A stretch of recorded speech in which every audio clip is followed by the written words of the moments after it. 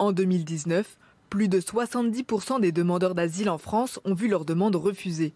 Pour la majorité d'entre eux, ils ne répondent pas aux critères pour obtenir le statut de réfugié ou prétendre à une protection subsidiaire. Il y a des conditions très précises pour pouvoir obtenir une protection internationale. Il faut notamment justifier d'une persécution dans son pays d'origine avec des menaces individuelles suffisamment crédibles.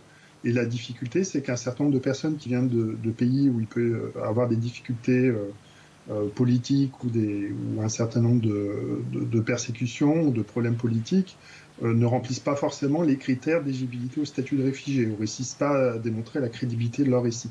Tout commence avec une demande d'asile auprès de l'OFPRA, Office français de protection des réfugiés et apatrides.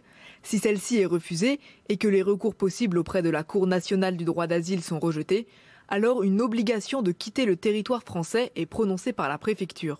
Communément appelée expulsion, elle doit avoir lieu dans un délai de 2 à 30 jours. Des mesures d'éloignement sont alors mises en place.